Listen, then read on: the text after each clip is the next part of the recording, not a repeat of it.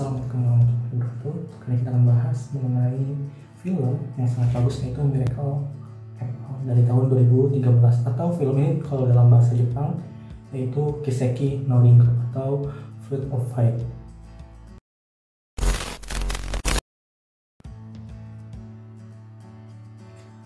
Nah, gambarnya seperti ini ya filmnya. Oke. Di film ini mengisahkan seorang anak yang berasal dari keluarga petani, yaitu Akinori Himuro, yang sudah mulai beranjak dewasa. Ia mempunyai minat yang tinggi pada sains dan teknologi, tapi dipaksa untuk mengikuti jejak sang bapaknya menjadi petani di desa.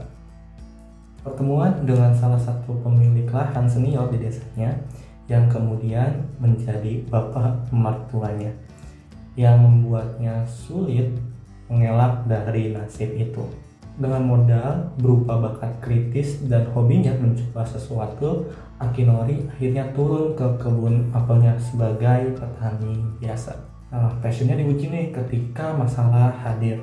Ketika serangan hama datang terus-menerus pada kebun-kebun apel di desa tempat Akinori dan keluarganya tinggal, yang ternyata membawa dampak buruk pada istrinya. Jadi istrinya ini adalah alergi terhadap disinfektan. Akinori berpikir keras untuk mengatasi masalah itu dan melakukan banyak sekali percobaan dan membuktikan ide-idenya sehingga berhasil ataupun tidak. Dia percaya bahwa tanpa pestisida pohon apel akan bisa tetap tumbuh dan bebas hama.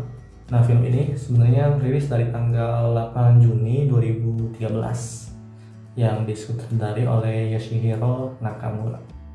Di sini kita akan membahas mengenai manfaat dan apa aja sih yang bisa kita ambil dari sebuah film ini.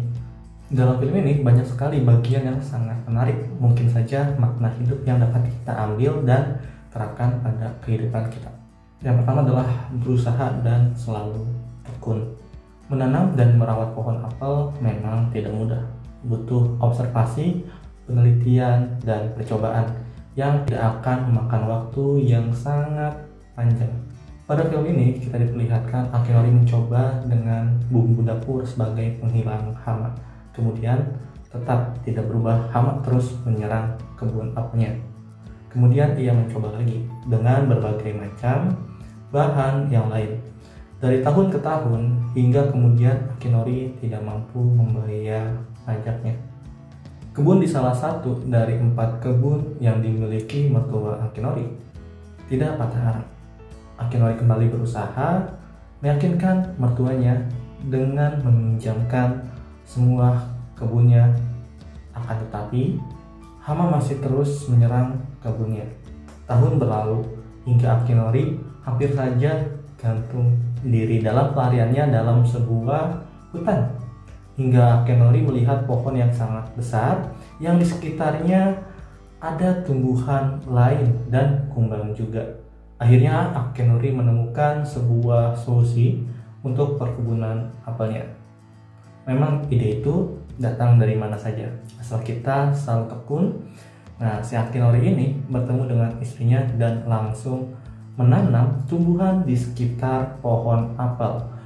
Konsekuensi dari eksperimen itu tentu saja memiliki perubahan yang tidak hanya berdampak bagi dirinya tetapi juga keluarganya, petani lain di lingkungannya, dan bahkan orang-orang di luar lingkaran itu tahu berapa lama Akinori baru berhasil memberikan perubahan yang Akinori lakukan. Ini sangat berguna. Di tahun ke-11 perjuangannya membuahkan hasil. Nah, setelah Akinori hampir bunuh diri. Jadi ada akun giat ya. Itu adalah salah satu yang penting. Nah, untuk yang kedua, ide itu datang dari siapa saja. Mertuanya memberikan gambaran yang dibuat oleh anaknya Akinori. Ketika sembuh dari sakit, ia menggambar kumbang itu yang membuat ide Akinori bertambah. Dengan adanya gambaran itu, Akinori mulai untuk tidak membasmi kumbang yang akan memakan telur hama.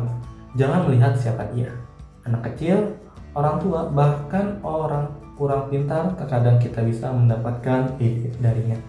Yang ketiga, jangan terlalu mendengarkan pandangan buruk mengenai ide kita.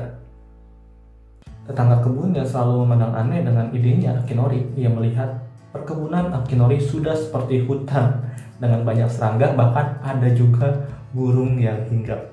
Setiap kali Akinori berbicara dengan pohon apelnya, Akinori dikatakan aneh dengan tetangga kebunnya.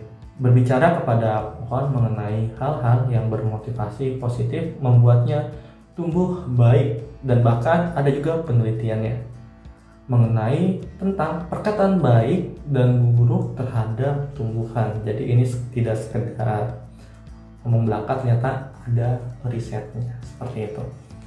Nah, yang keempat nih, keluarga yang kuat dalam mensupport ide. Kebahagiaan setelah itu tidak terkira besarnya. Apel yang dipanen dari kebunnya, jadi walaupun awalnya apel tersebut kecil, tetapi apel tersebut terenak sepanjang masa bagi konsumennya.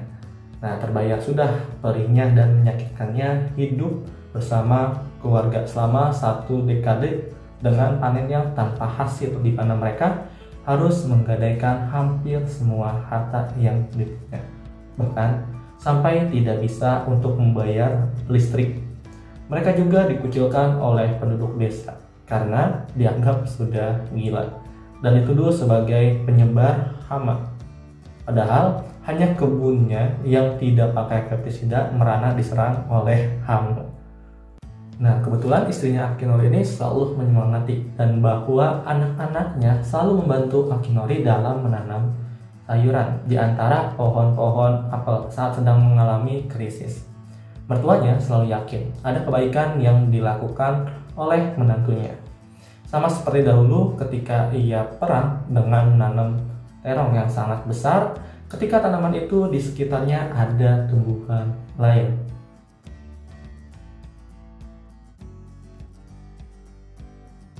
Cerita di atas ini berdasarkan kisah nyata atau true story ya. Jadi asal muasalnya pertanian organik di Jepang. Nah, jadi tolong kalau ada info lebih lanjut silahkan komen. Akinori ini si tokoh utama yang merepresentasikan sang petani yang menemukan pembasmi hama tanpa menggunakan zat kimia seperti pestisida. Ternyata banyak orang yang alergi pestisida. Motivasinya hanya untuk membantu banyak orang. Saat perubahan demi perubahan itu dilakukan, kalau satu metode gagal, Akinori akan mencoba metode lainnya. Dia sampai mencobanya 10 tahun, ternyata masih gagal. Tidak ada seorang pun yang tahu hasilnya akan seperti apa. Jadi tetap terus semangat, sekalipun dia sendiri. Begitulah yang namanya perubahan. Ketika dimulai dan dijalani mungkin menyakitkan, tapi ingatlah kata Putri Akinori kepada Akinori, apakah kita selama ini menderita hanya demi sebuah kesia-siaan? Tidak kan? Nah, perubahan yang dibuat harus menghasilkan suatu perbaikan. Sekecil apapun itu, meskipun prosesnya mungkin sulit, lama, dan membosankan karena harus berulang-ulang kali. Jadi tetap semangat untuk kalian bagi para petani. Mungkin ada metode-metode lain untuk mengembangkan. Assalamualaikum warahmatullahi wabarakatuh.